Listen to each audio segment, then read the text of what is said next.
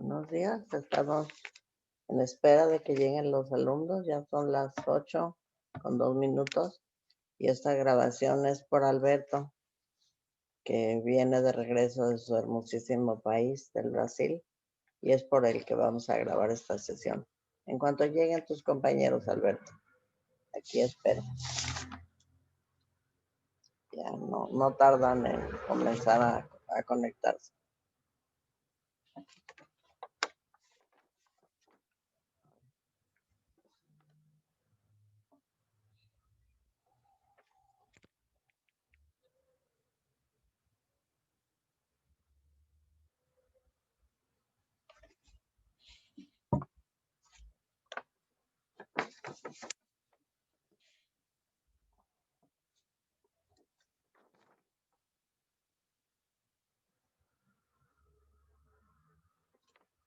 Ya empezó, ya llegó Liz.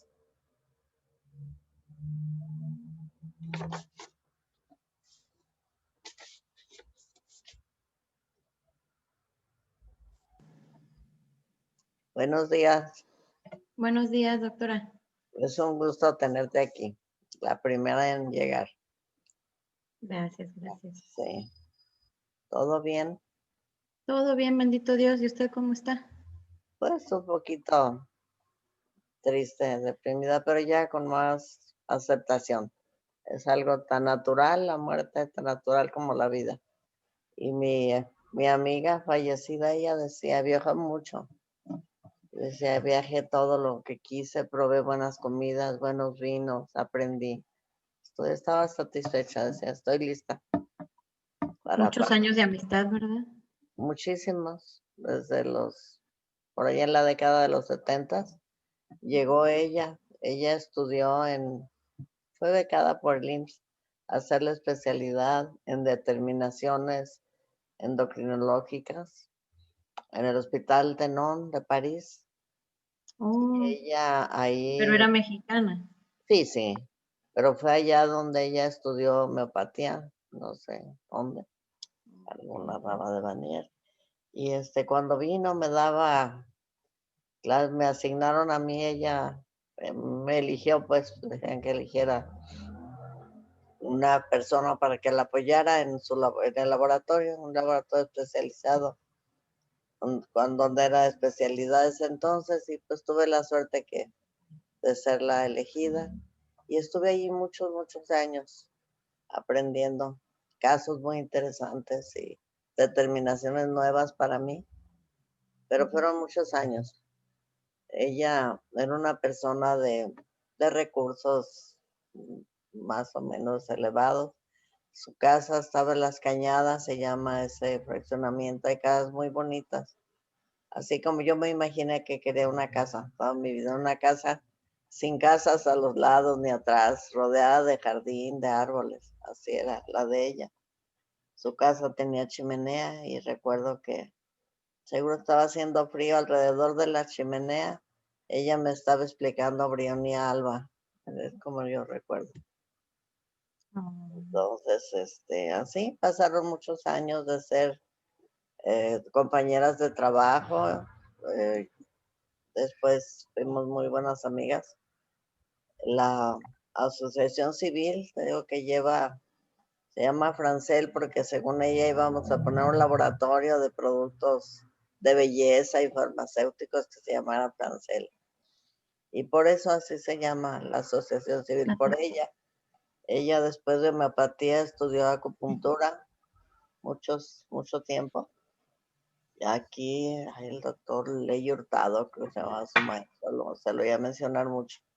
Y ella era acupunturista, quería que yo aprendiera acupuntura. Me decía, ¿a quién le voy a dejar mi láser, mis libros, mis moxas? Tenía aparatos, un montón de cosas.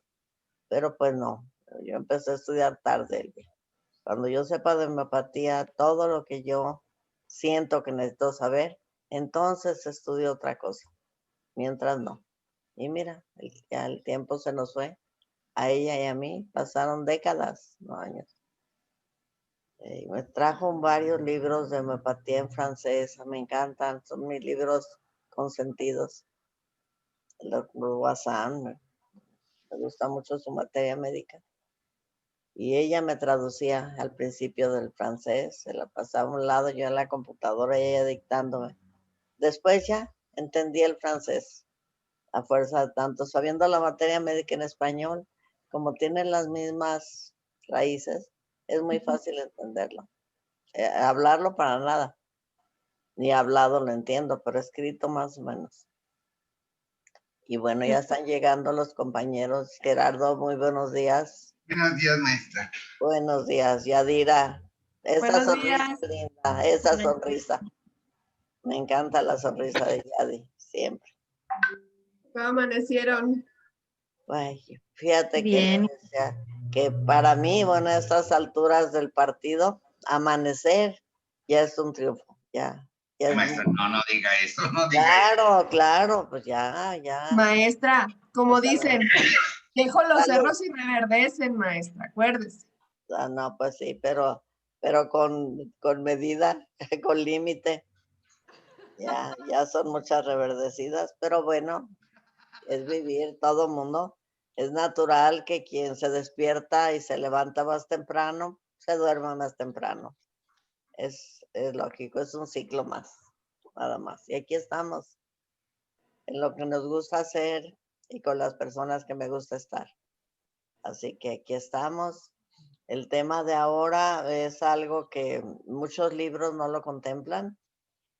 Pudiéramos decir que es a lo mejor el más actual de nuestra noble terapéutica.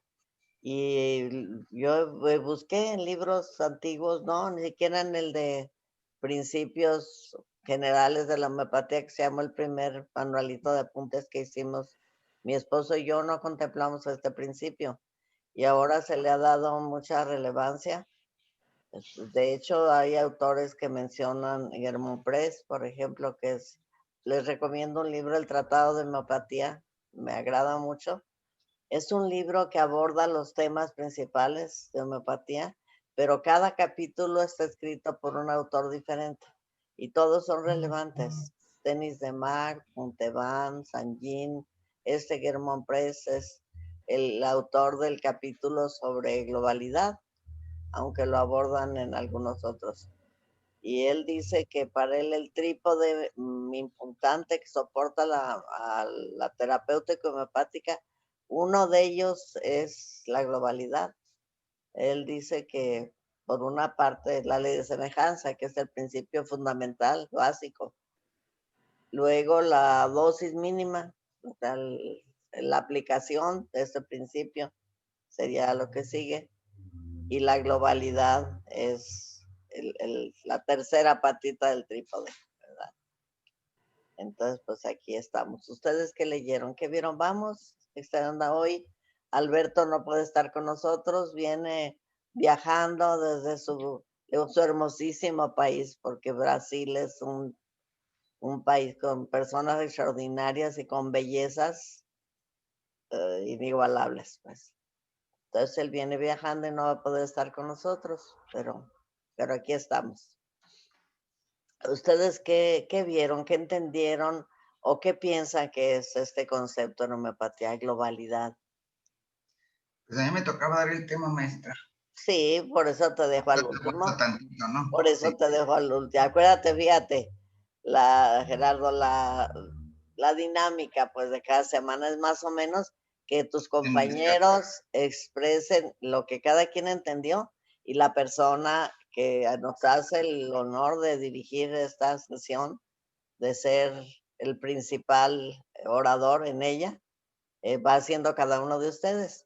Pero a él lo dejo así como el postre al final, como para concretar lo que dijeron todos tus compañeros. Y ya yo al último les paso, ya ves que siempre les hago una presentación pequeña de diapositivas. Esto es con el objeto de que ellos vean desde dos aspectos diferentes, el tuyo y el mío, que van dirigidos a lo mismo, pero es una perspectiva propia tuya y la mía, como para afinar mejor el tema. Claro que tú eres el actor principal en esta Ay, sesión. no. Claro, tú eres la persona más importante esta mañana, pero los demás me gustaría saber, deja que llegue el resto de tus compañeros, pero está Liz y Yadi que nos pueden expresar lo que ellas piensan, lo que ellas leyeron sobre el tema. ¿Alguna quiere intervenir, Liz o Yadi? ¿Quien guste?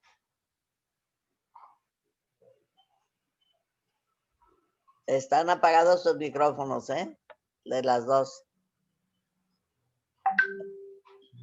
Tanto Dice de... Carla que si le puede dar acceso, maestra.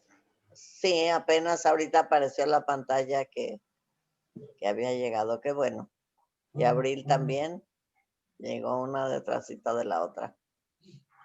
Qué bueno. Con Perla está Iván y con Abril debe estar también Francisco. Sí, maestra, aquí estamos. Buenos días. Buenos días, maestra. Buenos días, bienvenidos. Estamos en la primera parte de nuestra sesión, compañeros, donde cada uno de nosotros, bueno, yo no, de ustedes, expresan su concepto, sus ideas muy, muy individuales, particulares sobre el tema de la semana. Esta ocasión, el tema es la globalidad. Entonces, me gustaría que expresara cada uno de ustedes lo que entiende, lo que piensa, a qué se refiere. El término habla por sí solo, pero bueno, vamos a expresarlo, a definirlo, como cada quien lo hayamos entendido, para que el concepto nos quede más redondeado, más nítido, más claro. Entonces, quien guste, ¿quién iba a tomar la palabra? No sé si Liz o Yadi. Yadi. Yadi. Ah, bueno, Yadira. Dinos, ¿qué entiendes por globalidad, Yadira? ¿O qué contraste? Está apagado tu micrófono.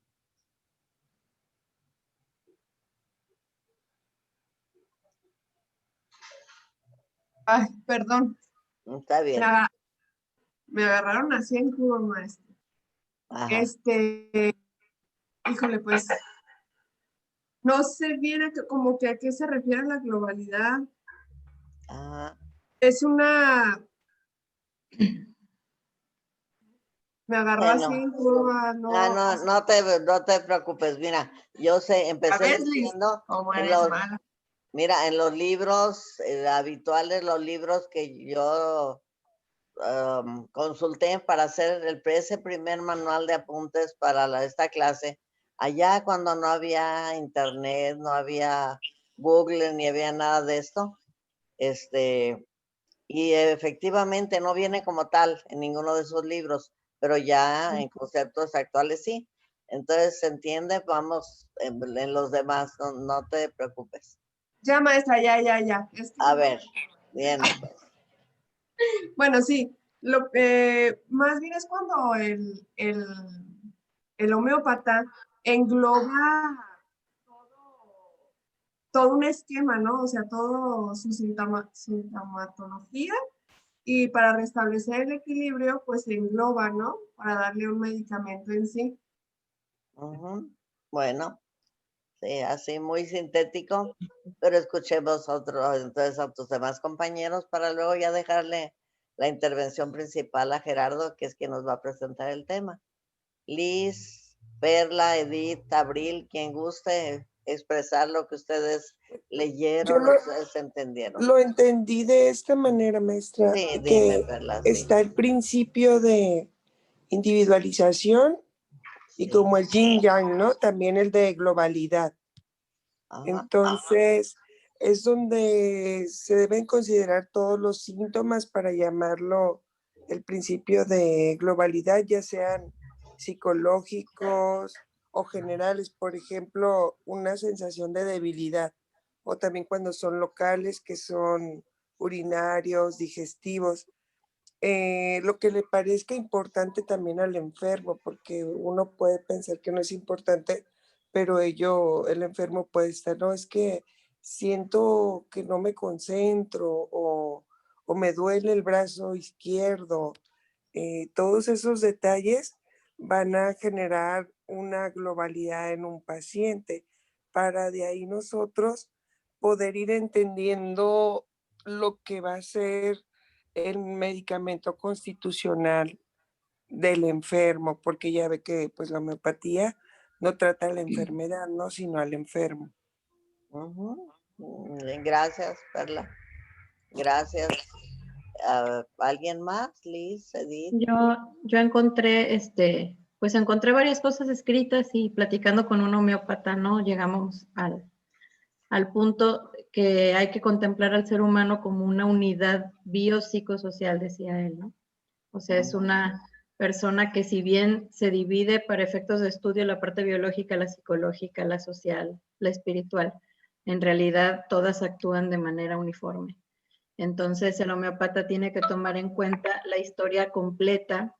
Digo, si bien no vamos a saber toda su historia, sí me decía él, por ejemplo, no es lo mismo tratar a una persona hipertensa de diferentes edades o en diferentes altitudes inclusive, ¿no? Una persona que vive a nivel del mar, una que vive en las alturas, una que hace ejercicio, otra que no, una que a lo mejor tiene situaciones emocionales o a otra que es como muy práctica. De pronto me decía, es la personalidad de alguna manera va a determinar mucho el nudo del padecimiento. O sea, nosotros vemos síntomas, pero si no damos con la raíz, entonces nada más estamos como tapando baches, me dice, y entonces luego va a salir otra y otra y otra.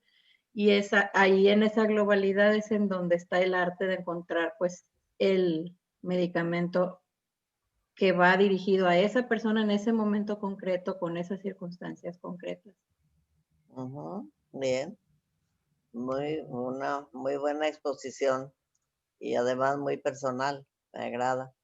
Y tienes toda la razón. Ahora cada vez más la medicina llamada alopática pues está tomando cada vez más en cuenta esta relación entre las emociones y la somatización de las enfermedades. Antes no era así, ni se enseña así en en la Facultad de Medicina que yo conozco, no se le da nunca un enfoque tal. Si acaso, fíjate, mis compañeras de bioquímica, en especial María de los Ángeles Ramos Ramírez, era nuestra maestra de bioquímica en la escuela. Ella dice, cambié totalmente mi manera de impartir la bioquímica. Ahora empieza a hablar de los neurotransmisores y del efecto fisiológico que producen y de la injerencia de las emociones en la producción, la secreción hormonal y en cómo actúan directamente y definitivamente sobre el sistema neuroendocrino en especial, ¿verdad? Las glándulas de secreción interna y demás. Y es así como ella esquematizaba su bioquímica y luego llenaba el pizarrón con todos los ciclos metabólicos de Krebs, de las pentosas, de todos los ciclos, los iba integrando, pero bajo esa óptica, bajo ese principio. Entonces a mí me agradaba mucho la manera en que la maestra impartía sus clases. Iban a hablar de carbohidratos, algo que yo copié acá en la escuela. Si iban a hablar de carbohidratos, llevaba un caramelito a cada uno de los alumnos y luego ya hablaba del efecto que producían, de la función que tiene el organismo, la forma como se almacenaban, cómo se metabolizaban y demás. Y si iba a hablar de lípidos, eran cacahuatitos, unos cacahuatitos muy aceitositos que les llevaba su puñito a los chicos. Si hablaba de proteínas, les llevaba panela, pedacitos de panela. Y a mí me parecía pues muy agradable la manera de impartir sus clases de ella. Pero siempre ella hacía alusión a las emociones. Y bueno, ese ser humano que no es nada más él, es él y su circunstancia, ¿verdad? Es su entorno, su micromundo y hasta el macromundo más amplio que él pueda abarcar. ¿Verdad? ¿No se vieron El Efecto Mariposa, una película interesante? De acuerdo, ¿alguien más quiere intervenir? Edith, Abril, Francisco, nos hace falta, él siempre tiene intervención, ¿no? Dejamos a nuestro compañero y luego comentamos entre todos si gustan. Yo sé que no es un tema muy abundante en la literatura homeopática. Entonces, pues ojalá que esta sesión nos sirva para dejarlo bien claro. ¿Sí? Gerardo, entonces te damos la palabra ahora sí. Gracias, maestra. Como soy muy malo para lo del PDF y esto de poner fichas, ya se las mandé al WhatsApp. Perfecto. Todas las fichas Mira, ya están ahí. Nada, ninguna presentación, por perfecta que sea, iguala la voz de la persona. Es tu mente expresada a través de tu palabra la que importa más. No importa que no nos hagas nada. Ok, maestra, muchas gracias. Bueno, estuve buscando lo del principio de globalidad, que se entiende desde el término mismo, y empieza la literatura que se puede tener a la mano diciendo que la consideración de todos los síntomas personales se llama principio de globalidad. O sea, cuando se consideran todos los síntomas del paciente en sí, a eso se le llama principio de globalidad. Ya sean psicológicos, generales, por ejemplo, la sensación de debilidad, de calor, de frío, la sudoración, el miedo, o locales, que pueden ser factores urinarios, digestivos, respiratorios. Aquí le llaman locales a cuando ya se está especificando un órgano en sí, cuando ya se está determinando la falla funcional de algún órgano. Y aquí a los generales se les llama a todas las sensaciones que rodean a la enfermedad que estamos nosotros tratando. Lo importante es que los padezca el propio enfermo, o sea, no vamos nosotros a estandarizar un principio de colitis, un problema de úlcera gástrica, sino que es el enfermo el que tiene que irnos diciendo cuáles son los síntomas que él siente con respecto al padecimiento que presenta. Y en base a estos dos principios, que es la individualización y la globalidad, o sea, primero se va a ver todo lo que es los procesos individuales del paciente y después se van a englobar. El homeópata decide el tratamiento que va a ser mejor para el paciente. Ahora, aquí mencionan 4 principios. El primer principio es el principio de similitud. Curar un mal con una planta que curaría los mismos síntomas de la enfermedad en un sujeto sano. Esto ya lo explicó usted ampliamente, de manera muy exacta, gracias, con una cantidad suficiente, pequeña, para no hacerlo tóxico, ¿no? Luego hablan del principio de dilución, que ya también lo hemos visto, el principio de dinamización, que es lo que le aplica la energía al producto, y luego del principio de globalidad. O sea, ya se cuentan dentro de los principios, como antes no se hacía, estos 4 principios: similitud, dilución, dinamización y globalidad. Y aquí se dice que se maneja al individuo como un todo, físico, psíquico, de manera similar. O sea, tanto la psique como la cuestión física se deben de manejar de manera similar. De manera que un tratamiento no es intercambiable de un individuo a otro. No todos van a sentir lo mismo, ni van a sentir lo mismo. Incluso, aunque los síntomas sean los mismos. Aquí es donde se aplica el cuestionario para ver las diferencias que puede haber, y ahorita lo vamos a ver más ampliamente con unas notas que tuvo a bien Perlita de compartirme en días anteriores. Ahora, aquí nos mencionan también dentro de la literatura que hay que considerar todos los síntomas personales. Los homeópatas llaman principio de globalidad al hecho de tomar en consideración todos los síntomas personales del enfermo. Eso es a lo que llaman principio de globalidad, ya sean psicológicos, generales. Lo importante es que los padezca el propio enfermo, y sobre estos principios vamos a generar el tratamiento. Y el homeópata los aplica al momento de realizar la consulta. Por esta razón necesita tomarse su tiempo. O sea, no pueden ser consultas apresuradas, tiene que ver todos los factores, desde si el paciente está sudando, cómo se expresa, cómo se siente, cómo se sienta, incluso si cruza la pierna, si no cruza la pierna, si está desesperado, si está tranquilo. Hay que hacer una preparación de los remedios, y una de las grandes especialidades de la homeopatía es precisamente utilizar las preparaciones diluidas y agitadas en versión a los síntomas que el paciente presenta en el momento. Y también se puede considerar los síntomas antecedentes, esto es, cómo se sentía el enfermo en el momento que se presentó la enfermedad. Pudo haber sido un coraje, pudo haber sido un susto, pudo haber sido un estado de estrés, pudo haber sido un duelo. Todos estos síntomas se deben de considerar. Ahora, el principio de la homeopatía se basa en la idea de que el cuerpo es capaz de autocurarse. Ese es uno de los principios que tiene la homeopatía. que el cuerpo es capaz de regenerarse en su propia simbiosis. Y de esta forma, las sustancias usadas en homeopatía pretenden reproducir los síntomas provocados por la enfermedad para curarla. Ahora, para reforzar la capacidad de curación del paciente, cada persona es observada de manera individual en su globalidad para encontrar el tratamiento más adecuado. Y aquí es donde nos dicen que Hahnemann, el padre de la homeopatía, definió en el siglo XVIII los pilares y principios de similitud, dilución, dinamización y globalidad. Entonces sí la mencionan en los primeros tratados que Hahnemann escribió. E insistió en la noción de energía vital a la que bautizó como dinamis.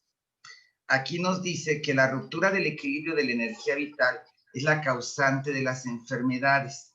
Y el arte de curar de un homeópata consiste en descubrir y prescribir el remedio capaz de restablecer esa energía vital. Por eso se tiene que tomar en cuenta todos los síntomas que se llaman globalidad. Ahora dice, la práctica de la homeopatía se basa en el hecho de que cada persona es única. Los tratamientos homeopáticos toman en cuenta de manera integral a cada individuo, su desarrollo físico, emocional, espiritual y mental. Y esto conduce al desarrollo de recursos de forma distinta y técnica única para sus usos.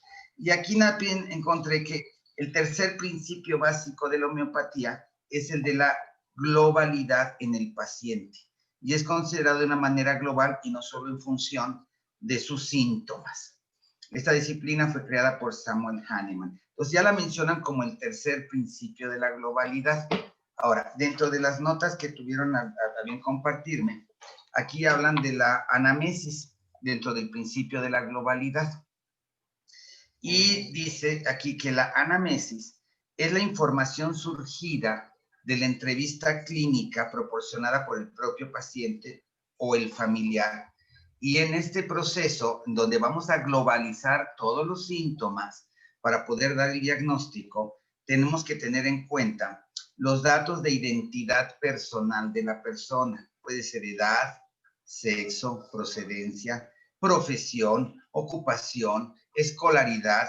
Por ejemplo, por dar una referencia, se dice que en el caso de las profesiones, las dos profesiones con mayor grado de estrés son los abogados y los médicos. Entonces, por eso es importante tomar en cuenta que se dedica. No es lo mismo si es abogado, si trabaja en un ministerio público, si trabaja en un reclusorio o hace juicios mercantiles. Esto también tiene que ver el entorno en el que se maneja. La procedencia, ¿verdad? También tenemos que ver si la persona viene de un ambiente citadino, de un ambiente rural, de una comunidad donde hay muchos problemas. Entonces, esto es lo primero, los datos de identidad. Luego, el motivo de la consulta. Debe expresar la principal motivación del paciente para solicitar la atención médica. ¿Por qué viene usted? Y se van a anotar no más de 2 o 3 síntomas relevantes. O sea, no se va a hacer una lista inmensa de problemas, sino los 2 o 3 síntomas más relevantes por los cuales está expresando su motivo de la consulta. Pero siempre como lo expresó el paciente, o sea, no como nosotros lo entendemos, tal cual lo expresó el paciente. Y luego los antecedentes de la enfermedad o el problema actual. No se debe de interrumpir el relato del paciente, hay que dejarlo fluir, hay que dejarlo hablar. Es decir, el profesional debe de saber observar, escuchar e interrogarlo de modo que precise el comienzo, el curso y los caracteres de los diferentes síntomas en relación a la enfermedad actual. Esto es para conformar la cronopatía útil para ambas medicinas, ¿no? Las diferencias serán precisadas en observación, el interrogatorio y las expresiones empleadas por el paciente.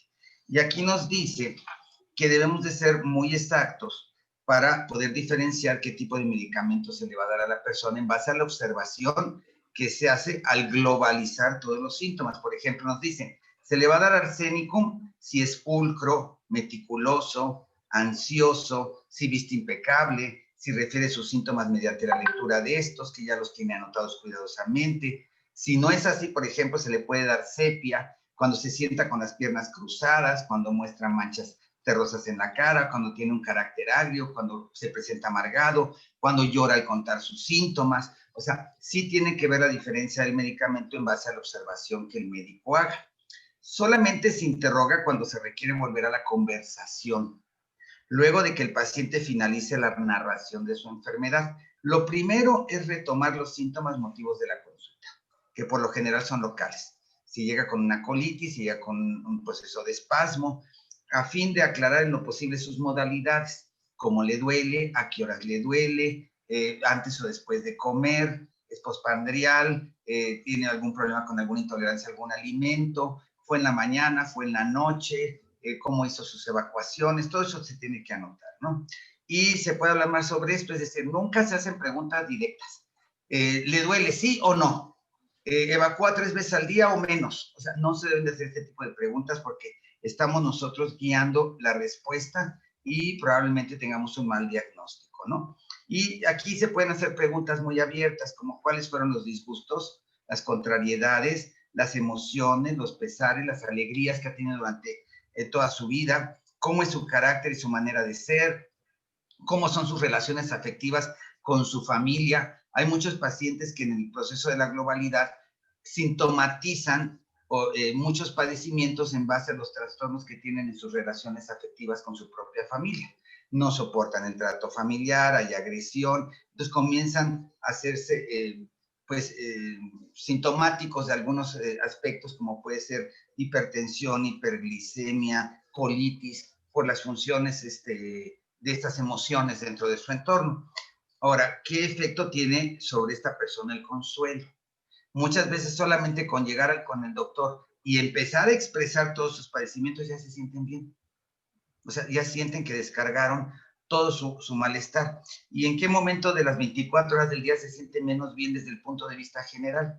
Y ahí es donde podemos ir concordando si es a la hora del trabajo, si es a la hora de estar en su familia, si es a la hora de transportarse. Y cómo soporta ambientes externos, por ejemplo, las corrientes de aire, las diferentes temperaturas. A lo mejor vive en un clima como Liz, ¿verdad? Que está en un lugar donde entran y salen de aires acondicionados, donde hay golpes de calor, después se enfría mucho la temperatura. Y los síntomas se escriben de manera que los exprese el paciente, ¿no? Por ejemplo, el paciente puede decir, estoy cansado de vivir, tengo una molestia en el estómago como una piedra, o sea, él me duele la panza, no tiene por qué ser tan explícito en decir las cosas, y si se refiere al intestino, pues nota nosotros cuando estén señalando el intestino y no la panza, como él lo dice, ¿verdad? Siento una espina clavada en la garganta, me siento como el cuerpo atado por las bandas o ligas. Entonces, en la homeopatía, tanto como la forma como la finalidad son las preguntas. Y la interpretación de las respuestas del paciente marcan la diferencia con la medicina alópata. Entonces, a esto es a lo que se le puede llamar un principio de globalidad, tomar en cuenta todos los síntomas para poder expresar una terapéutica que ayude a la persona no solamente en base al padecimiento que está expresando, sino a todas las concurrencias que lo provocan. Esto es lo que investigué, maestra. No, pues muy bien, es muy completo. Mira, empezaste desde los principios básicos de la homeopatía, te seguiste con el interrogatorio de la anamnesis que se refiere a recordar, o sea, todo lo referente a toma de caso y a lo que nos puede expresar el paciente, hasta incluso el orden en que se lleva y lo que se toma en consideración. Ustedes van a ver cómo están relacionadas todas las asignaturas que van a llevar, se interrelacionan unas con otras. La semiología, por ejemplo, que nos está hablando Gerardo sobre síntomas locales, generales, mentales, todo eso es lo que debemos efectivamente tomar en consideración. Ese abordaje integral de la persona es lo que hace la diferencia con otras terapéuticas. Incluso yo que admiro tanto la medicina tradicional, la herbolaria, que no sé nada, pero me encanta escuchar a las personas que saben, no toman en cuenta la individualidad como la tomamos nosotros, como la toma un homeópata. Entonces, importantísimo. Más que nada, en todos los casos, el aspecto mental de la persona. Aunque sea una afección local, siempre está involucrado, repercute hasta un traumatismo en la manera de pensar y de sentir de la persona, ¿verdad? Entonces, el que le sucedan acontecimientos desagradables de continuo, traumáticos o no, sí tiene que ver con la actitud de la persona, la interpretación de los síntomas también. No nos habló Gerardo de lo interesante que nos platicó sobre sus manos, el médico que cura con tocar las manos. Me pareció un detalle muy interesante de tu parte. Gracias, maestra. El aspecto del asma, ¿no? Y estuvo muy, muy correcta tu actuación. Ustedes van a llevar semiología, donde van a ver los síntomas y el abordaje de los síntomas y su clasificación desde el punto de vista de la homeopatía, desde luego, y cómo tienen mucha importancia después de los mentales, esos generales que hablaba, que eran esas sensaciones generales. Un síntoma local es aquel que tiene una localización, por eso se llama así. Les llaman particulares, pero como particulares hace referencia a peculiaridad, muchas veces se confunden. Prefiero que los llamemos locales. Una localización anatómica precisa. Un síntoma general, obviamente no. Está involucrando al organismo en su totalidad, como la fiebre, la debilidad que hablaron, la sensación de dolorimiento muscular. Ahora, aclarando, muchos síntomas, un síntoma local puede ser un dolor de una articulación X, la rodilla o algún dedo de la mano.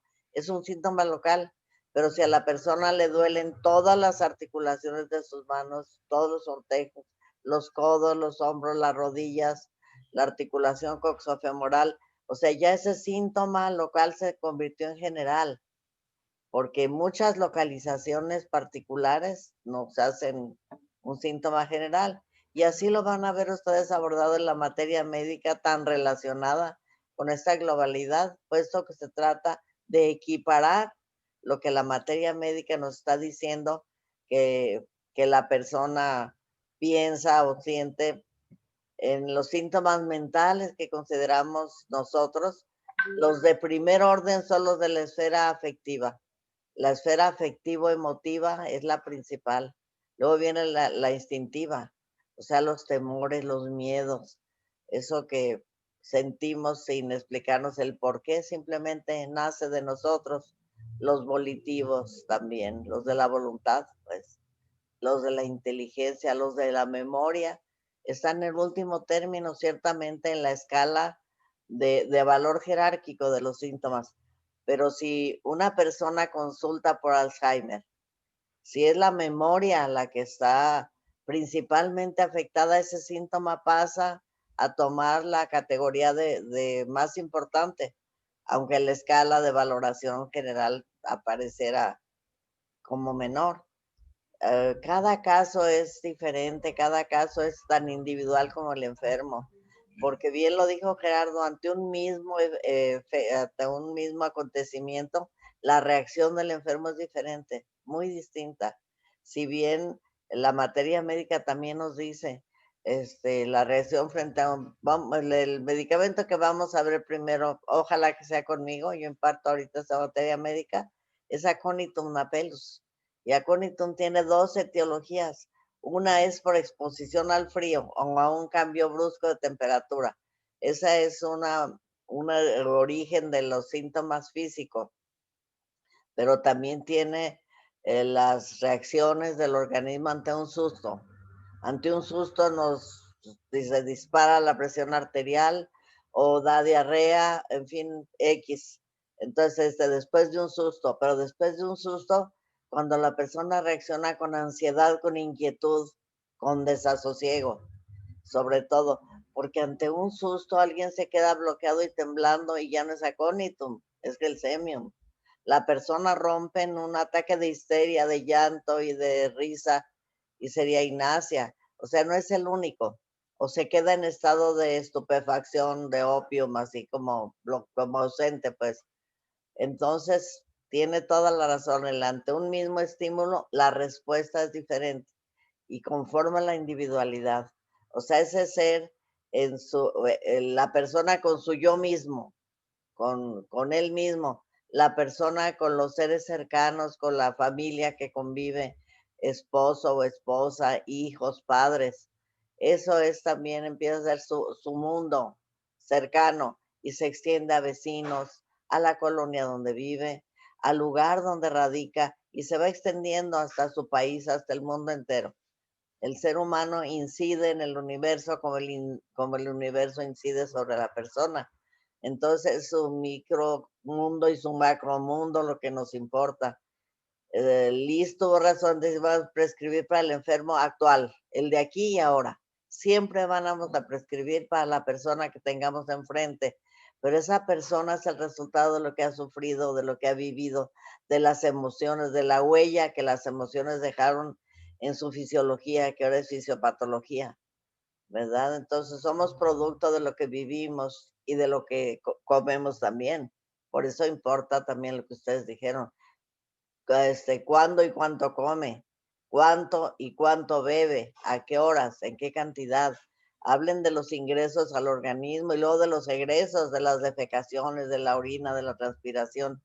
Pero esto ya entra en los síntomas generales, influenciados obviamente por los mentales, pero son síntomas generales. La menstruación no se considera un síntoma local tampoco, aunque sea la excavación del endometrio que sale cada mes luego que no ocurre la fecundación. En la menstruación está involucrado todo ese eje desde hipotálamo, hipófisis, tiroides, todas las glándulas de secreción interna influyen en este proceso mágico que hace que la mujer sea esa primera parte del ciclo tan seductora, tan atractiva, y la segunda parte tan susceptible, tan emocional, tan proclive a los cambios de humor y al llanto. Los estrógenos primero, la progesterona después, influye grandemente en la manera de comportarse de una persona, ¿verdad? Por eso dicen a veces los esposos, ¿quién entiende a las mujeres? ¿Verdad? Y ella dice, ¿cómo que me trajo una flor si antes me regalaba una docena? Algo así. Así somos. Es el todo influye. Nos hablaba Gerardo de la posición social que ocupa una persona, de la profesión. Tiene toda la razón, fíjense, me hizo recordar, mi esposo se le disparó su presión arterial, él siempre fue civilista, siempre está en los juzgados civiles, y le ofrecieron un puesto en Puente Grande. Ya se fuera el jefe de control de procesos en Puente Grande. Y ahí empezó la presión arterial, se disparó. Bueno, su mamá también había muerto recientemente. Ahí fue la glucosa la que resultó anormal después de ese suceso. Y enseguida se fue a Puente Grande y a poco tiempo la presión arterial no le daba síntomas. Yo ocasionalmente se la tomaba solamente por si las dudas. Y qué barbaridad, jamás le dolió la cabeza, nunca tuvo otra manifestación y el aparato marcaba más de 200 y más de 100. Le dije, qué barbaridad, te va a reventronar una arteria en el cerebro. Decía, es que no sabes la presión, se pasan los asesinos. Les comentaba yo hace poco que comenzaba aquí la etapa de los descuartizados y embolsados. Uno dice que le decía el sapo, creo, se voltea y te amenaza con la mirada como no te imaginas. Se te hiela la sangre cuando te clava la mirada como diciendo, no te me vas a olvidar. Te está amenazando cuando pasa a declarar. Sí, yo no soy el fiscal. Entonces, tiene razón, los médicos también. Yo quiero recordar ahorita, me recordaste muchas cosas, Gerardo. Recordé al doctor Juan López López llegando cuando yo entraba a mi guardia a las 10 de la noche y él se presentó a las 11. Lo vi salir con traje de cirugía. La ambulancia se había ido a traer a un traumatizado de la Cruz Verde o Roja, no supe. Tenía el puñal clavado en el corazón. No lo habían retirado pues porque ahí se hubiese vaciado. El doctor se metió a sala de operaciones en cuanto llegó el enfermo y puso la circulación extracorpórea para que él realizara la cirugía a corazón abierto. Qué barbaridad, ese día desbancó al banco de sangre, no nos quedaron sangres, todas se le destinaron. Salió peor que carnicero, bañado en sangre en la mañana, casi ya, 2, 3 de la mañana. Pero el enfermo estaba vivo y semanas después bajó a agradecer, porque obviamente estuvo ahí en cuidados intensivos, era cuidados intensivos y coronarios, y esos milagros que yo presencié en terapia intensiva, de veras la piel se ponía de gallina, ¿verdad? Y el anestesiólogo, que era Antonio Contreras, le digo, mira, Francia, la lesión de este paciente era mortal por necesidad, y ve, estaba vivo, lo estábamos viendo allí, y son cosas que como me hubiera gustado plasmarlas en un libro, en un escrito. El doctor Ricardo es el jefe más maravilloso que tuve en ese tiempo. Llevaron una chica que había sufrido ya el primer paro cardiorrespiratorio en pediatría. Era una chica de 15, 16 años, pero debía ser trasladada a cuidados intensivos. Y tenía una leucemia, pero leucopénica, no tenía glóbulos blancos. Yo en toda la extensión vi un linfocito. No sé qué ocasionó su problema, el paro cardiorrespiratorio, pero allí otra vez la acababan de ingresar cuando empezó el pitadero de aparatos, y ese es otro milagro, ver todo el equipo y todos saben qué es lo que tienen que hacer.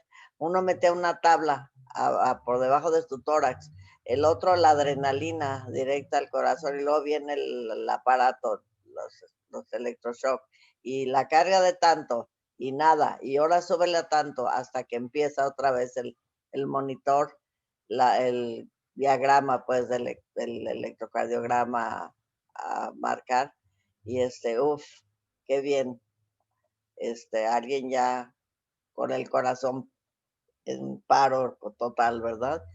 Como a las 3, 4 de no sé, la madrugada, ya casi para amanecer, presentó por tercera o cuarta vez otro problema, otro paro por el estilo, y todo el equipo se dejó ir y él levantó su mano como los toreros cuando indultan a un toro, y todo el mundo se quedó sin saber qué hacer, se veían unos a los otros, y nomás levantó su mano y nadie acudió ya a la resucitación. Después me dijo él a mí, con el tiempo que había permanecido en esos lapsos, dice, ya el electroencefalograma estaba lícito, no tenía caso, tenía muerte cerebral, ya no era ético, no era justo. Y no se presentó nunca el caso en la junta pues de ética médica que había en dirección. Nadie lo reportó, nadie dijo nada, porque ahí lo que debió haberse hecho es volver a resucitar a la persona para que quedara así, tal vez como un vegetal con su leucemia por años o quién sabe por cuánto tiempo. Pero son situaciones que me hacen, yo amo a los médicos, por eso los amo tanto. El doctor Juan López, el doctor Ricardo Gutiérrez, se apellidaba, no recuerdo, la persona más maravillosa. Pero bueno, ellos merecen un reconocimiento especial. Y fue Gerardo quien me hizo traer a la memoria todos estos hechos, todos estos recuerdos. Y bueno, hablemos de homeopatía. No, todavía tenemos tiempo. Si gustan, sobre la presentación que yo hice para ustedes, todo lo que yo hago lo hago por ustedes y para ustedes. La semana pasada creo que les mandé doble la presentación normal y en PDF. En vez de mandarles el mini apunte que les hago, he tenido un muerto casi cada semana. Ahora le llegó a una amiga muy, muy querida. Entonces, a eso quiero culpar a alguien de mis errores, ¿verdad? Entonces lo que yo le estoy proponiendo, que sobre la marcha, sobre las diapositivas, hagamos los comentarios que ustedes tengan a bien. Otra cosa, Gerardo tuvo razón, de los apuntes sobre los que yo hice, que es el tratado de homeopatía, que les digo de Germán Press. Él toma ese trípode sin tomar en cuenta la dinamización tan importante. Pero bueno, sí son 4, yo estoy de acuerdo con tu apunte, con tus notas, Gerardo, pero bueno, yo les resumí lo que este autor nos está diciendo. Les voy a compartir la pantalla. Y la presentación, o sea, ay Dios mío. O sea, esta imagen de estas manos sosteniendo el mundo me agradó para presentar el tema, que se llama globalidad, dentro de los principios de la homeopatía, ¿sí? Que en términos generales, así, en lo general, se entiende por esta interacción de aspectos motores, o sea, motrices, un cuerpo que se mueve, cognitivos, o sea, ella habla de conocimiento y emocionales de una persona.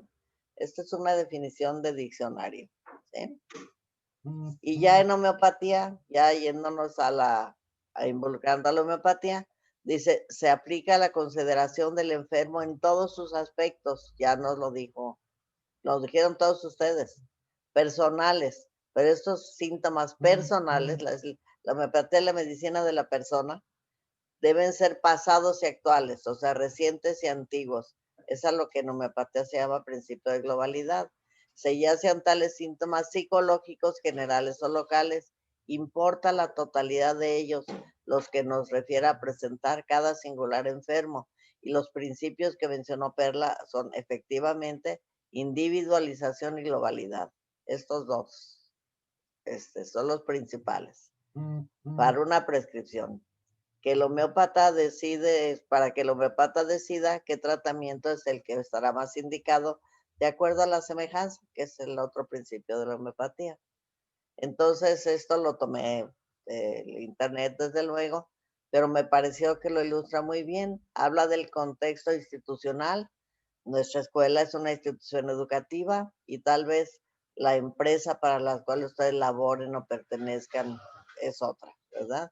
Y yo hablaba, me pareció bien porque es lo que yo les decía, que la globalidad considera en primer término a la persona en él mismo, en sí mismo, su historia personal, su personalidad, sus pensamientos, también aquí sus competencias en una empresa toman en cuenta.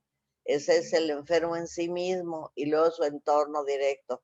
Lo que yo hablaba, lo que es las personas con quien convive, quienes trata todos los días, la persona con la que se despierta, la persona que le da el beso antes de irse a trabajar, sus hijos y luego sus padres, su demás familia. Y de ahí nos vamos a los vecinos, a la colonia, a las personas que trata todos los días en la tienda, en el mercado, en la carnicería. Es su entorno también y personas que influyen en él, con las que conversa. Siempre que hay un intercambio de opiniones y de ideas con amigos, con el despachador del abarrote, algo de sus ideas influyen en las nuestras y las nuestras en la de él también, ¿verdad? Entonces sigue ese entorno que se expande ya al ambiente de trabajo. Y el más amplio, que es el institucional, la sociedad en sí, esa sociedad en la cual se desarrolla. Por eso al paciente siempre se le pregunta también en dónde vive, en qué lugar vive. Hay lugares sumamente contaminados. Aquí en Guadalajara, Miravalle, es una zona que tiene una contaminación muy, muy importante. En la Ciudad de México, esa altura sobre el nivel del mar tiene mucho que ver también con la persona y lo que padece. Entonces tiene mucho que ver este contexto más amplio, ese rol social, institucional, la cultura que prevalece, las tradiciones, todo esto influye en la persona de manera muy importante. Entonces la selección, o sea, la elección del medicamento homeopático se deriva lógicamente del principio de similitud en primer término, claro, puesto que este incluye el conjunto de reacciones del individuo frente a una sustancia. Y las patogenesias incluyen todos los signos físicos y mentales atribuidos experimental y clínicamente también, porque también la clínica, la toxicología, conforman la patogenesia. Entonces la globalidad constituye uno de los imperativos fundamentales de la homeopatía, invariablemente. Solamente les decía yo que Hahnemann sí, ciertamente lo menciona, pero en los libros, en los libros que no de homeopatía, medicina del terreno, Marcetti, todos los autores que yo vi, no lo consideran así, como un principio aparte, como lo hacen ahora. Entonces, bueno, el homeópata no solamente da importancia a aspectos orgánicos de una persona, considera que un individuo es un todo, es un conjunto junto con el cuerpo, no nada más su entorno, sino también su historia. Es su cuerpo, su mente, su circunstancia. Lo que de él hace, el enfermo, que se ha visto, el homeópata lo visualiza desde un punto de vista total, general, ambiental.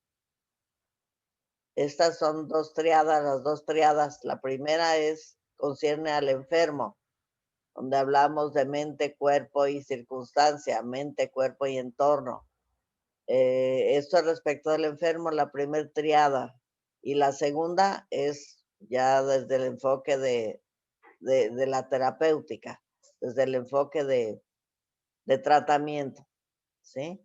Entonces, primero está el principio fundador de similitud, que es la ley de semejanza.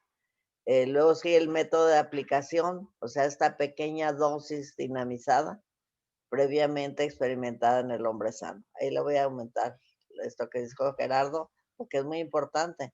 No solamente debe estar experimentada, debe estar dinamizada. Y el concepto de globalidad es completa para Germán Press, al menos, la triada conceptual. Entonces yo sí les hago le pongo énfasis a este aspecto, la historia de vida. La historia biopatográfica la llama el doctor Barros San Pasteur. Él dice la historia de su vida, pero comprendiendo las enfermedades que ha padecido, la huella que dejaron en él, en la persona, es sumamente importante, es una fuente de información sumamente importante. Y yo no saben de verdad lo que me ha parecido importante esta imagen dice que cada persona tiene su historia y cada uno sabe cuánto le pesa y le duelen sus heridas. Entonces es frecuente encontrar en el pasado del enfermo las raíces de su padecimiento actual. Eso es indudable, ¿sí? Entonces, lo que hablábamos de esa respuesta diferente individual a un mismo evento, a un mismo efecto, esa relación causa y efecto es diferente en cada uno de nosotros. Dice, si las mismas causas no producen los mismos efectos, nada puede reemplazar la concepción más global a la concepción global posible del sistema. Entonces, ninguna causa biológica, explicada en los términos de la ciencia de los objetos, o sea, las ciencias cuyo objeto de materia de estudio es eso, la materia, puede bastar para la comprensión de un tipo dado. La necesidad del estudio global en todos los casos ha sido reafirmada por todos los médicos y todos los autores por ser inseparable de la práctica homeopática. O sea, es un principio inherente a la práctica de la homeopatía. Ahora ahí va las etapas del paso, porque la persona, muchachos, nos habló Gerardo en términos muy correctos y muy globales, por cierto, de la toma del caso. O sea, dice, aquí va a haber un síntoma principal, el síntoma de la consulta, lo que su enfermo les diga en los 5 primeros minutos más o menos de la consulta, es lo muy importante para él, es lo que la persona quiere ver curada, ¿sí? Entonces, ese síntoma, si es la migraña, la colitis, el espasmo, que habla Gerardo, el trastorno por el que va a vernos, es lo que quiere ver curada la persona. Entonces, póngale mucho cuidado, mucho énfasis a esto. Aunque sea un síntoma local, que es el que jerárquicamente vale menos. Muchas veces cuando uno prescribe, no prescribe ni siquiera para este síntoma principal, prescribes para la persona. Miren, de cada síntoma, compañeros, muchos deben tomar en cuenta esto. Primero, la antigüedad. ¿Es reciente o es antiguo? Mucho. La etiología, que la causa probable o real La causa a la cual el enfermo atribuye el inicio de su padecimiento es muy importante. Esta es la etiología. Luego la localización y radiación. ¿En dónde? ¿En dónde? ¿Cómo y dónde le duele? ¿Sí? O cómo y dónde está localizado, a dónde se irradia, los síntomas concomitantes, qué síntomas acompañan a este síntoma principal que lo está diciendo, las modalidades. Esta incluye el modo en que se incrementa el síntoma o en que el síntoma inicia, no solamente lo que lo provoca en su aparición, sino en su incremento, es un síntoma de agravación, o en qué condiciones ese síntoma disminuye, ya sea la posición del cuerpo, la aplicación de frío o de calor, las horas del día, a qué horas es cuando se siente mejor, o en qué condiciones posturales, de temperatura, de presión, de reposo o movimiento el síntoma mejora. Pues. Esas son las modalidades. Entonces, de aquí, de ese síntoma bien modalizado, bien aclarado, bien estructurado, cada uno de ellos, se pasa del síntoma al síndrome, que es el conjunto de los síntomas, y luego las reacciones generales del organismo, cómo el organismo se ve afectado por ese síntoma, aunque sea local. Cuando una persona tiene migraña, no solamente es el síntoma localizado en la mitad de su cabeza, lo que lo está afectado el organismo entero, en su sentir, en su actuar. Entonces, las variaciones de peso corporal, los ritmos, las alternancias, todo importa. Luego hay que estudiar, aquí vamos a involucrar ya el estudio de los antecedentes personales hereditarios. Son antecedentes patológicos personales, lo que la persona ha padecido en sí. Enfermedades importantes, claro, no gripitas banales. Y hereditarios, esa tendencia por el lado paterno, materno, a, a padecer tal o cual epilepsia, enfermedades mentales, hasta diabetes, hipertensión, etcétera. Y las causas reales o alegadas, esto es, el paciente puede atribuir a X situación lo que le está pasando ahora. ¿Sí? Luego, por eso hacemos referencia a la extensión de este padecimiento actual o localizado a las reacciones psicocomportamentales. Que yo decía, este síntoma físico está afectando el comportamiento y está afectando el psiquismo de la persona. Y finalmente, la clasificación del paciente en los cuadros tipológicos, temperamentales, su diátesis. Esto sí es, van a ver estos conceptos más adelante en su carrera. En cuanto a los cuadros tipológicos, fíjense, yo trabajé muchísimos años en el laboratorio de hormonas, hacíamos determinaciones endocrinológicas y hay rasgos físicos claramente marcados por el padecimiento de una persona. Las personas que tienen acromegalia antes de que cierre pues de las epífisis óseas son personas altísimas.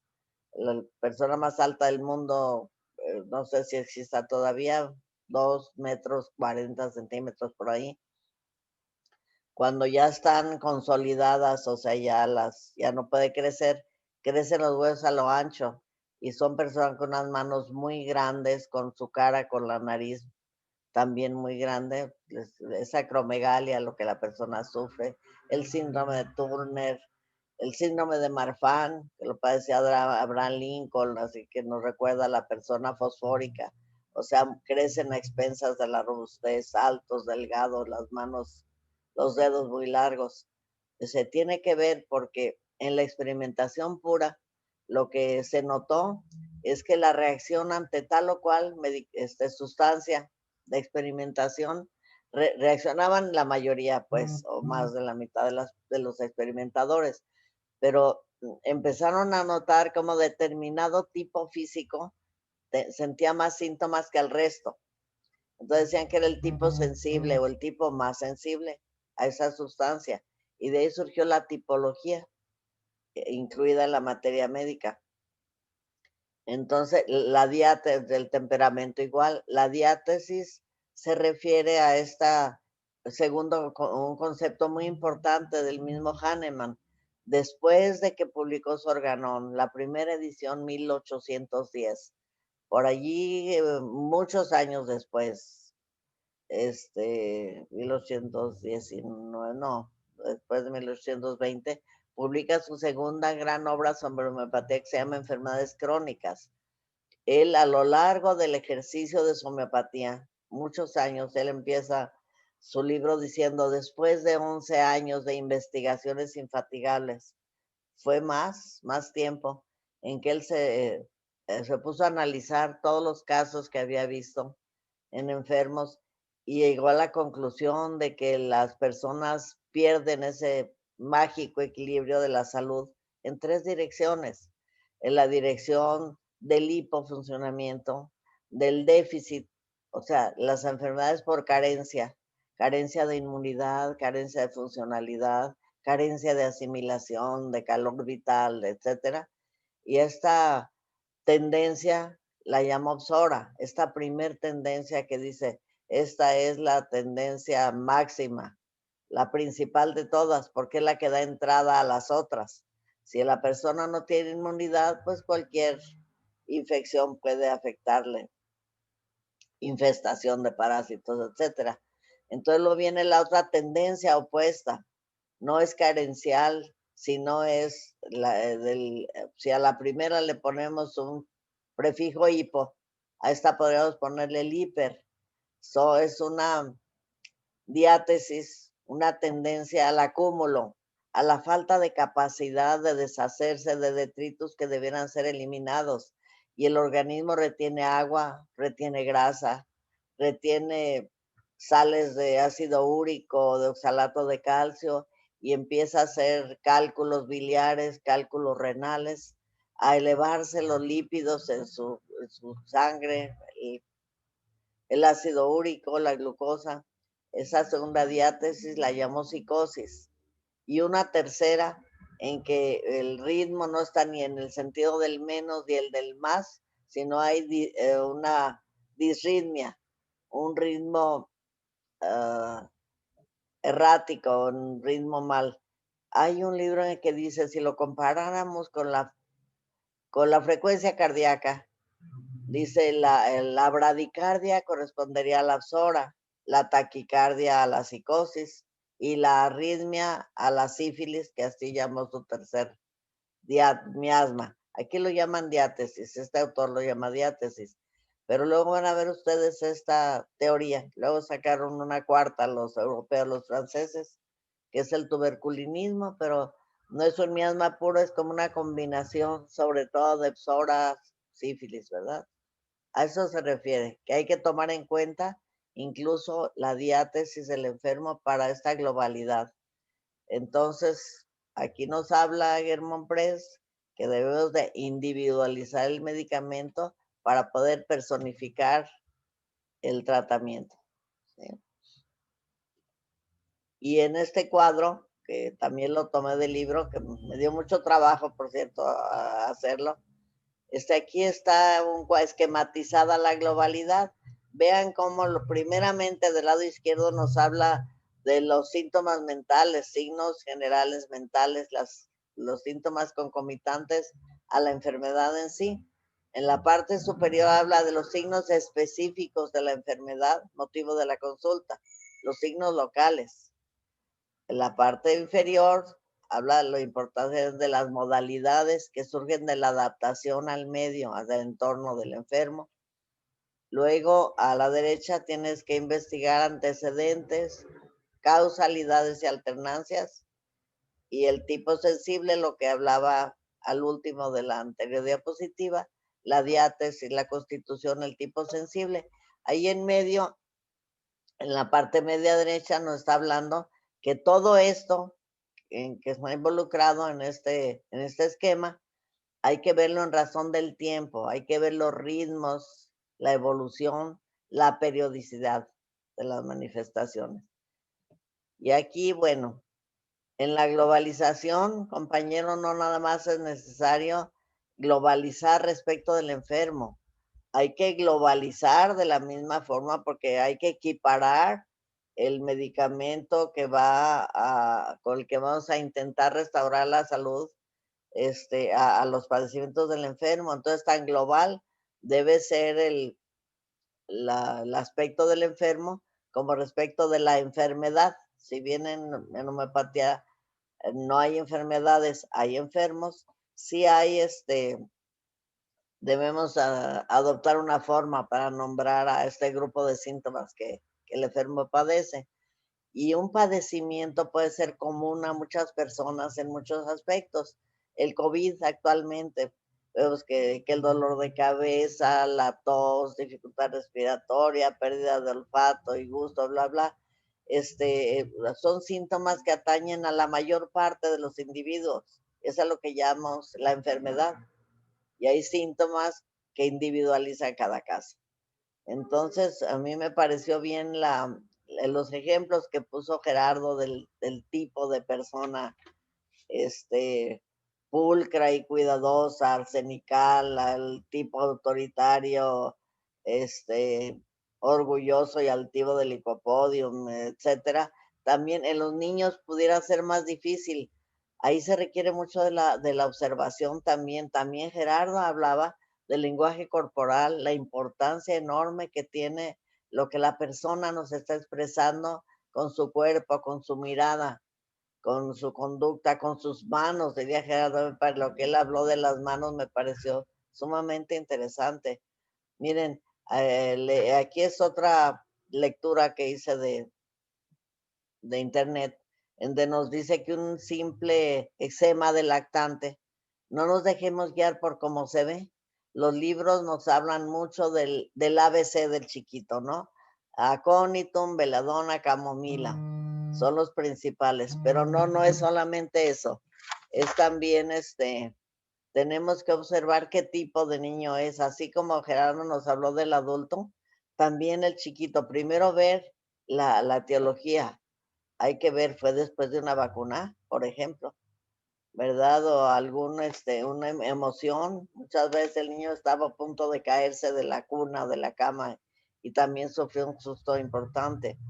Entonces, el tipo de bebé que sufre el eczema, se dice el niño de Medorrinum es un lactante muy precoz y animado, en tanto el niño grafites como los de calcárea son poco activos, son chiquitos que no tienen mucha actividad física.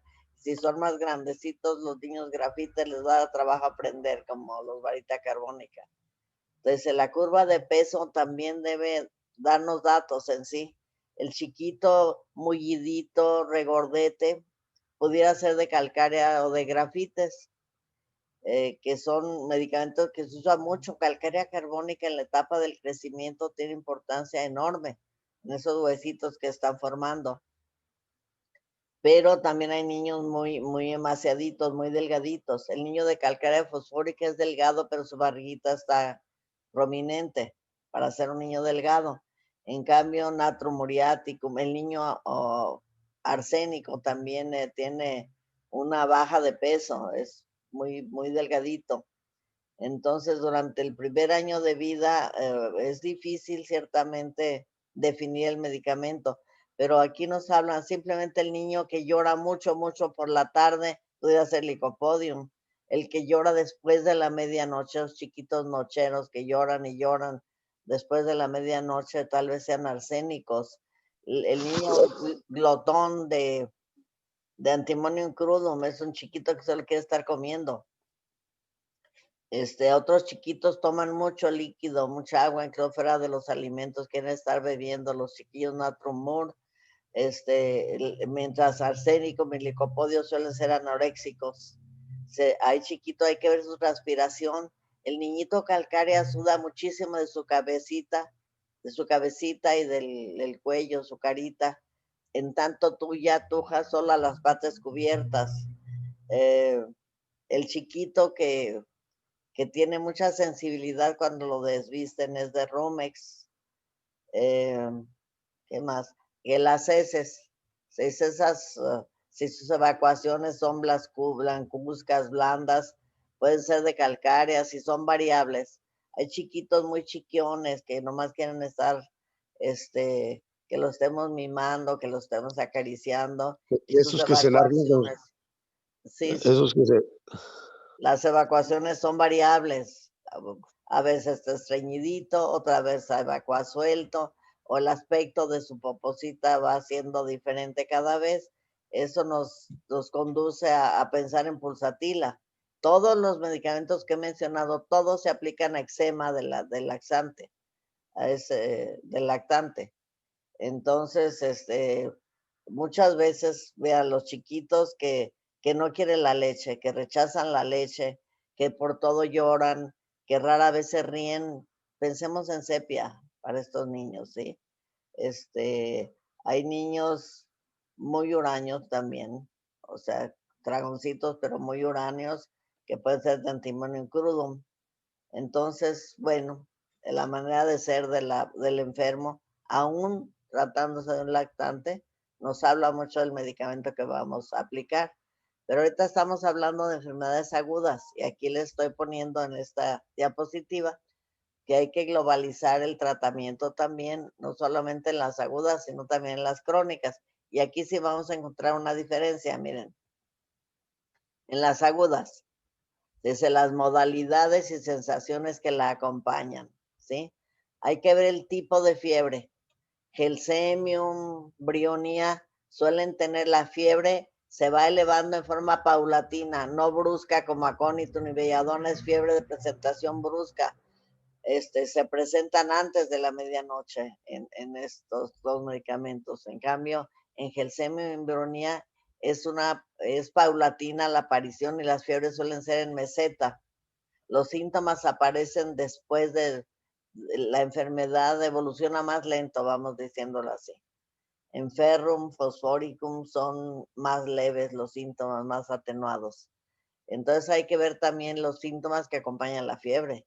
La transpiración, aconitum no suda, belladona sí suda, Brionía se mejora, los sudores son ácidos y aceitositos y lo mejora mucho el transpirar.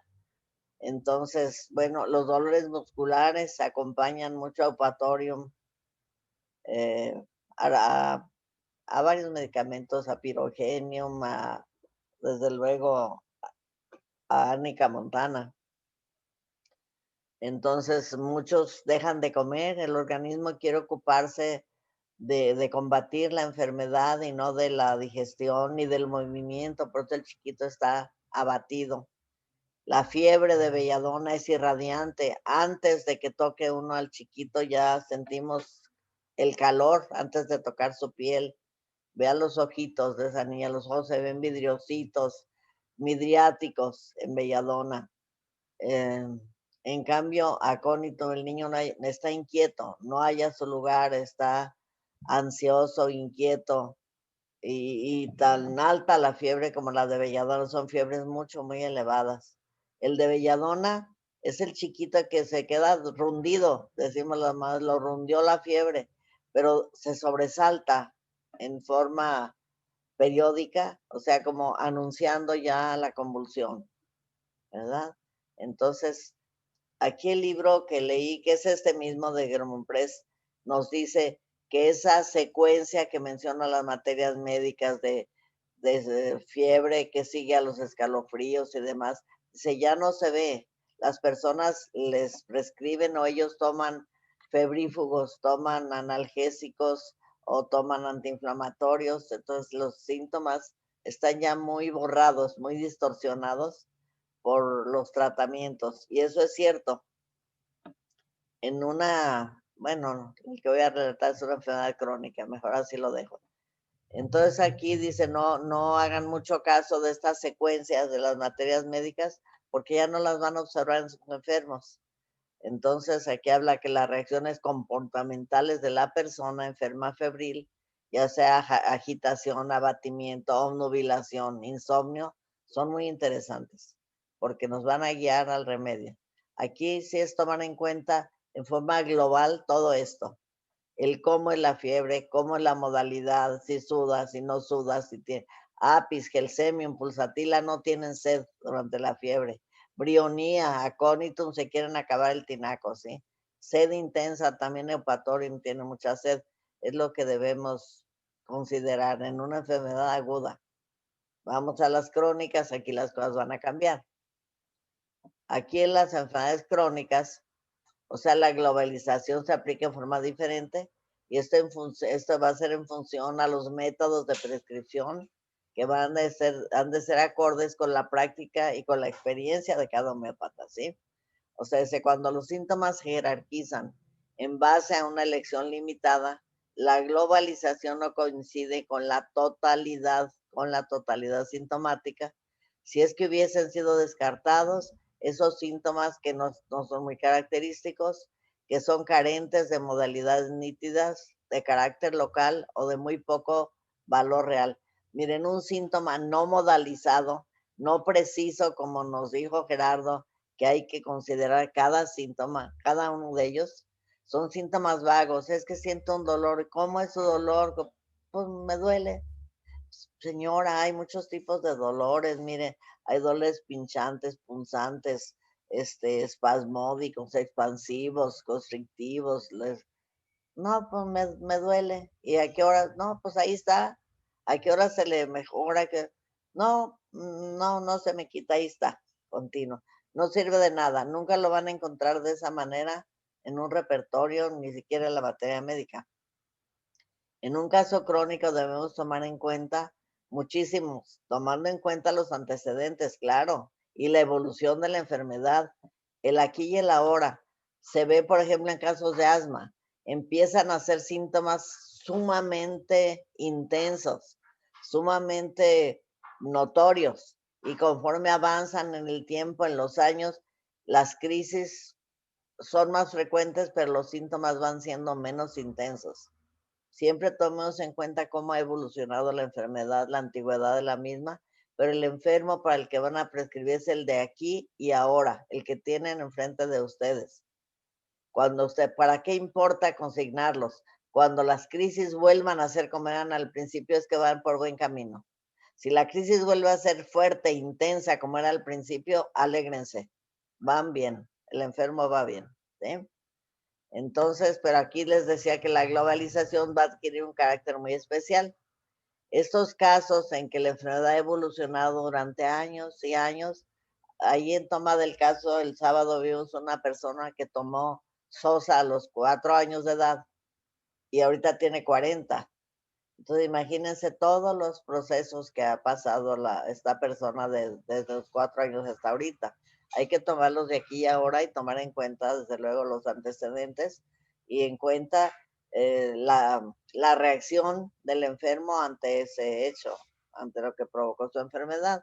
Entonces, estos síntomas que seleccionamos nosotros como muy característicos, muy modalizados, de alto valor jerárquico, como son los síntomas mentales, primero generales, después, y los muy característicos locales, son los que están conformando este síndrome mínimo de valor máximo, así lo llaman.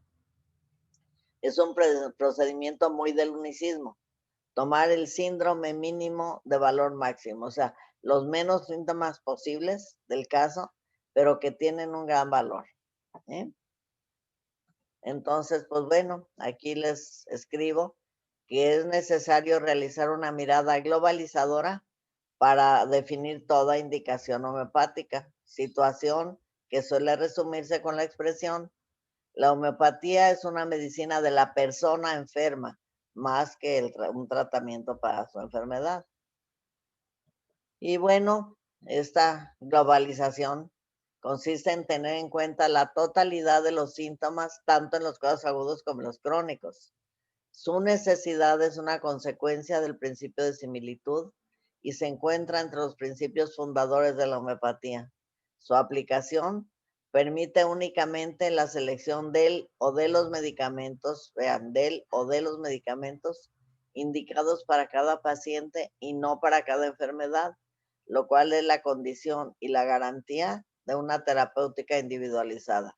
Entonces, las modalidades de su aplicación definen el tipo de prescripción en homeopatía, ¿sí? Y bueno, esta es algo que me robé de alguien también, donde quien dice que la homeopatía es una medicina holística que considera al enfermo como y desde una globalidad psicofísica y espiritual, individual e indivisible, un ser único e irrepetible, previniendo el desarreglo de su energía vital y procurando un estado armonioso en el equilibrio de su salud. Bueno, eso es la homeopatía. Entonces, pues eso es lo que yo les puedo hablar de acuerdo a la globalidad. Y ahora son, bueno, estamos en tiempo. Muchas felicidades. Estamos Muchas gracias. en tiempo de darle las gracias a Gerardo por su muy acertada explicación, muy bien y muy nítida, muy clara, muy consistente. A todos los que intervinieron, Liz siempre tiene también conceptos tan precisos, tan definidos, tan claros. Perla, Yadi, muchísimas gracias a todos, a Edith por estar aquí, por su linda presencia. Perla, Iván, Abril, Francisco, muchísimas gracias por estar conmigo. Muchas gracias por sus vibraciones positivas. Ustedes son el motivo para empezar, de que la semana para mí siempre empiece bien. Muchísimas gracias. Muchísimas Gracias a usted, maestra. Gracias, maestra. Gracias a todos. Hasta el próximo sábado. Hasta el próximo lunes. Que Dios los bendiga.